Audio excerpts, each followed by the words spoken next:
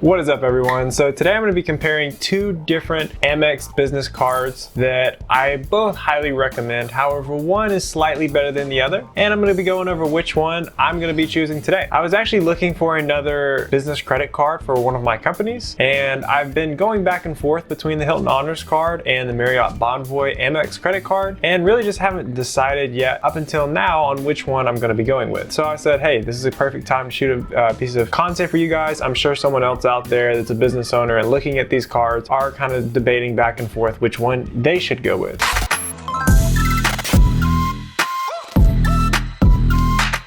So to begin with, the Hilton Honors card is definitely probably the more popular one, at least from what I saw in like the Credit Society group, which if you're not a part of, I'll put a link in the description for. And the overwhelming majority pretty much agree that the Hilton credit card was the winner. And I'm going to be explaining why they're pretty much going for this. The Hilton business credit card has only a $95 annual fee. So what is that? That's the fee that you're going to pay per year just to have the account open. The Marriott Bonvoy business credit card has a $125 fee. So that's about a $30 difference, right? It's not really going to make or break your decision most likely, but it is something that goes into factoring whether or not to go with the Hilton or the Bonvoy card. In terms of rewards, you're going to get 12 points back per dollar on purchases made directly with hotels and restaurants in the Hilton portfolio. So that's just fancy for saying if you stay at a Hilton hotel and you book the hotel directly through the Hilton website or the Hilton portfolio website, then you're going to get 12 points back per dollar on those transactions. Now you also get the same thing on the Marriott Bonvoy card as well. It's just 6 points for each dollar. So you'll be able to find a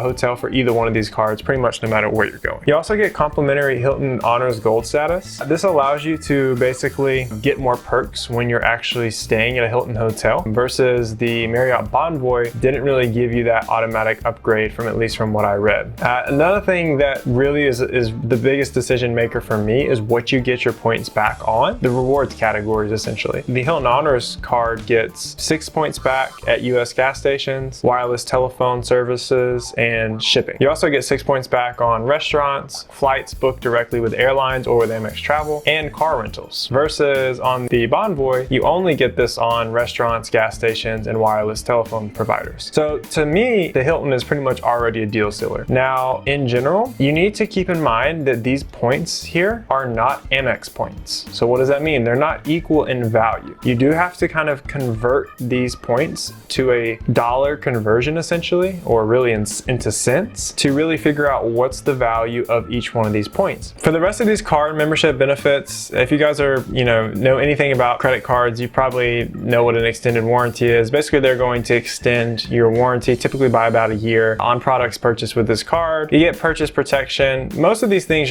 let's be real, you're never really going to use. However, I will say for those that have the Chase Business Inc. card, that card actually comes with cell phone insurance. Huge underestimated perk, by the way. So for those who don't know, I do own an electronics repair company. You can come to any of our locations and actually take your Chase Business Inc. credit card, and if you pay your cell phone bill with them, they will actually pay up to a certain amount on your cell phone repair if you per se crack the screen or you need a battery, that sort of thing. So that's actually a member benefit that I would recommend using if you did have it. If you lose your baggage, they're going to cover a certain amount if it's lost or stolen at an airport. On both these cards, it could be between 15% and 24% interest. Man, guys, if y'all don't know already, don't get a credit card if you don't need one. Don't get a credit card and put a bunch of stuff you don't need on it either, right? That's the last thing you want to do. Please don't do that. All right, so down to the nit and grit. Obviously, at this point, you guys kind of see why I'm choosing the Hilton credit card, and I'm actually going to apply for it later in this video, so stick around. The most important reason why I chose the Hilton card wasn't just the rewards points on the card. It wasn't just the perks or the lower annual fee, but it was ultimately the average cost of staying at a Marriott versus a Hilton hotel. All right, guys, so if you made it this far in the video, obviously you know now why the Hilton card is better in my opinion and why I'm going to be choosing that. So now let's apply for it. At the moment, you can earn up to $150 statement credit and 150,000 Hilton Honors bonus points when you spend $2,000 in purchases in your first 3 months.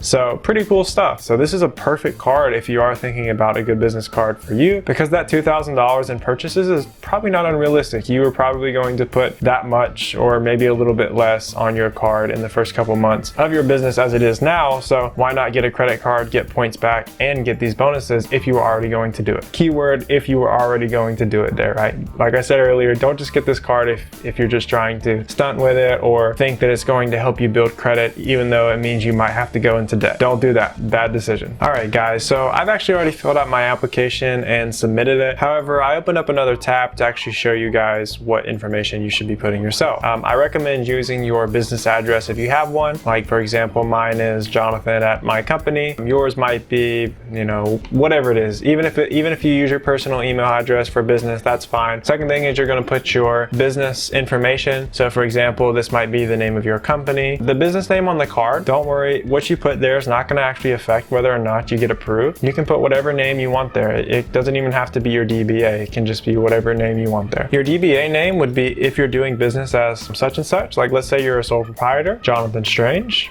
but I am doing business as Mary Jane Incorporated, right? Whatever your business is, whatever you're doing, make sure to put the DBA there and make sure if it doesn't have a DBA, then you would just select this. The business address can be your home if it is a home business, right? If your office is your business office is legally registered out of your home, then you would want to put that. If you have a physical store location like I do, then you would want to put your business address for that store. Now for the business phone number, it doesn't have to be like a company phone, you know, per se. It just needs to be what you're using for business communications. For the industry type, select whatever business you are. If you're not sure, talk with an accountant. Then you're going to kind of put the company structure. So if you're a sole proprietor, then put sole proprietor. If you're doing business as a partnership, or if you have a corporation, then you would put that. You need to have at least 25% ownership in the business to legally apply for the card. Number of employees that you have, if it's just you, then you'd put 1. If you have multiple people on payroll, then put everyone on payroll. Does not include contractors though. Annual business revenue, not for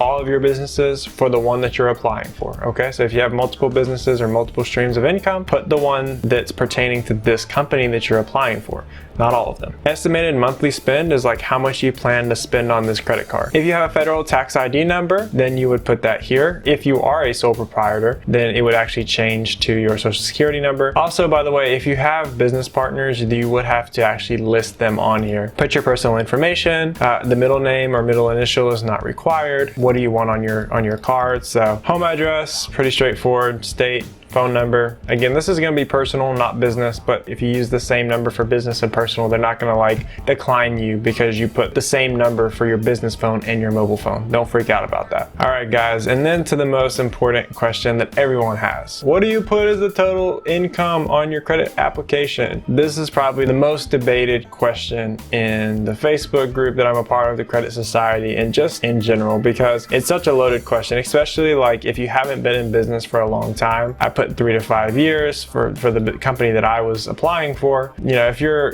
just starting, you may not even have any income. One more thing that I forgot to talk about, guys. So for those of you guys who just started your business, the annual business revenue may be completely different than for those who have been in business for 3 years, right? When you're first starting your company, you may be 1 month or 2 months in when you're trying to get this card, and that's perfectly okay. What do? Right? That's why you guys are here watching this video. I put my anticipated annual business revenue when I had gotten cards when just starting a business. Now I've actually put what our anticipated goals are on revenue, right? And I base it off of the previous year's numbers as well as our growth percents, right? Versus when you're in the first year of starting the company, you know, it's going to be kind of wild. So if you're opening up a restaurant, for example, most restaurants in your area probably aren't going to be doing $5 million a year in their first year of business. You're going to be the best person to answer this question. However, I will say that out of all of the cards, and these are just some of the ones that I have, but just off of those cards there that I've applied for,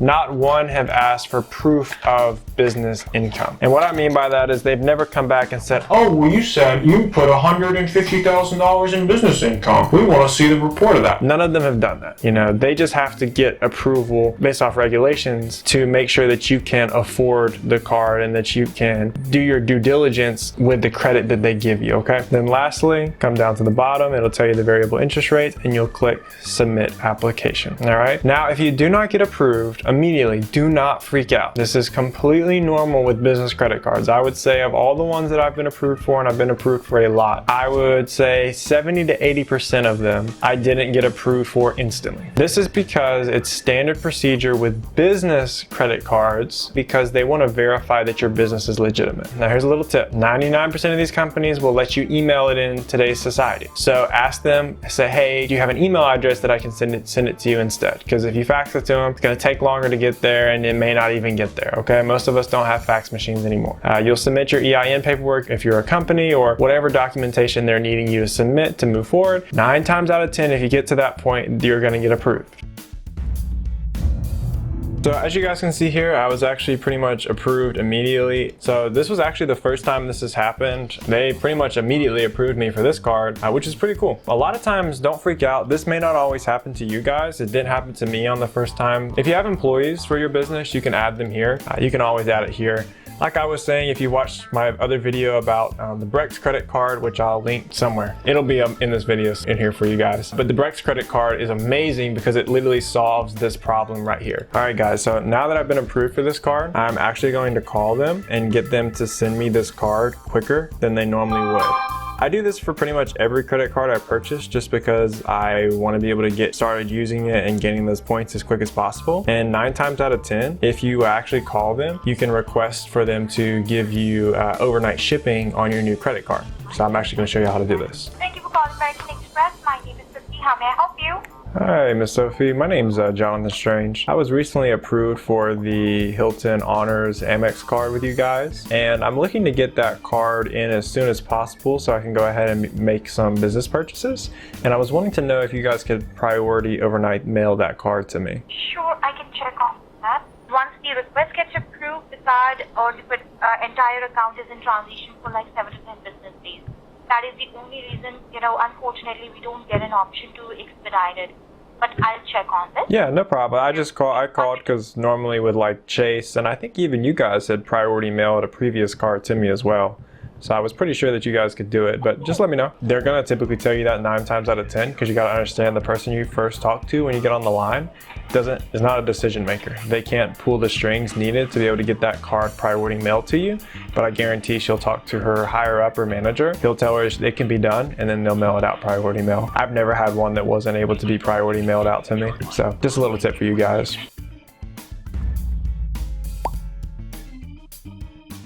Perfect. All right, Mr. Strange, please tell me, sir, if there is anything else which is bothering you today. No, ma'am. Thank you so much. Well, we are glad and proud to have you as a member. I wish you an excellent weekend. You take care. Without further ado, if you guys are looking to get an Amex credit card, particularly the Hilton Honors, I'll put my referral link in the description below. If you apply through that link, your information is not stolen. Please don't think that. I'm not taking any of your social security or any of that. There's no bots or anything on it stealing your stuff. I know some people freak out with the referral links on that kind of thing. It's not. Thank you guys for watching this. I hope it helped. If you guys have any comments or questions for me, feel free to comment below. And let me know what credit cards you're looking to get, whether it's the Hilton Honors or the Marriott Bonvoy. Hope you all have a nice day. Peace out, guys.